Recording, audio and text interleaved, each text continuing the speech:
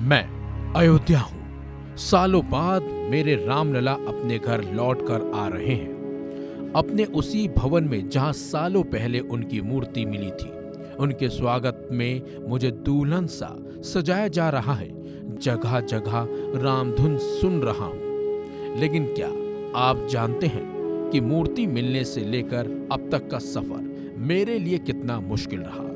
मैंने अपनी ही गोद में लोगों का झल देखा, उनका बल देखा, राजनीतिक के नए नए दांव पेच देखे, नेताओं की सियासत देखी, हजारों लोगों को मेरे रामलला के लिए मरते देखा। जो मैंने देखा आज वो आप सबको बताना चाहता हूँ। अपने मन का भार जरा हल्का करना चाहता हूँ। चलिए आजाद भारत की पहली सुबह से शुरू करते हैं।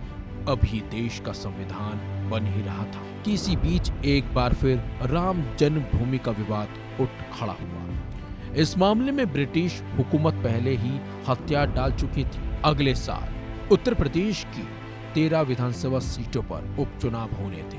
कहा जाता है कि ये पहली बार था जब कांग्रेस ने राम नाम का सहारा चुनाव जीतने के लिए लिया था। चुनाव में बाबा राघव दास ने यह ऐलान किया था कि अगर वो जीत गए तो वो राम जन्मभूमि को विरोधियों से मुक्त कराएंगे।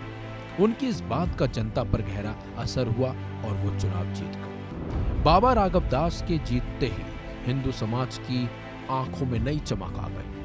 अपने वादे के मुताबिक राघव दास ने 1949 में यूपी सरकार को पत्र लिखा और राम मंदिर निर्माण की इजाजत मांगी, जिसके बाद सिटी मजिस्ट्रेट ने इस मामले में डीसी से रिपोर्ट मांगी, जिसमें कहा गया कि राम मंदिर बनाने की अनुमति दी जा सकती है। धीरे धीरे अफवाह फैलने लगी कि साधु संत कब्रों और मजारों को साफ करके उस पर रामायण पाठ कर रहे हैं और बाबरी ढांचे पर कब्जा करना चाहते हैं। जिसके बाद बाबरी ढांचे पर भीड़ बढ़ने लगी।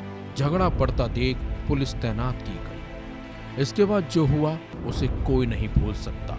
इस घटना के करीब 28 दिन बाद 22 से 23 दिसंबर 1949 की दरमियान रात को राम जन्मभूमि विवाद ने नया रूप ले लिया।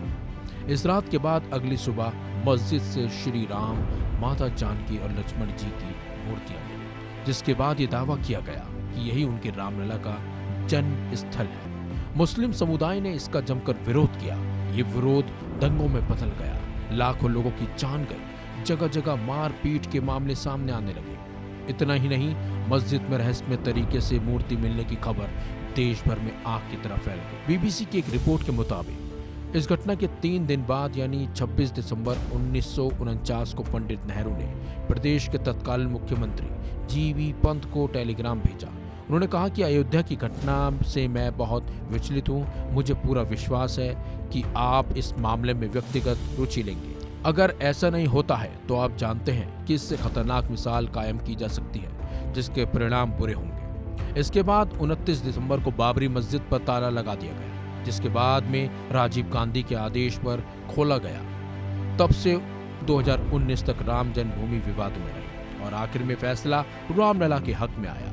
मस्जिद बनाने के लिए अलग जगह दी गई और राम मंदिर का निर्माण शुरू हुआ। आज राम नगरी पूरी तरह से अपने रामलला के स्वागत के लिए तैयार है। मेरे राम के लिए आप अयोध्या आएंगे ना?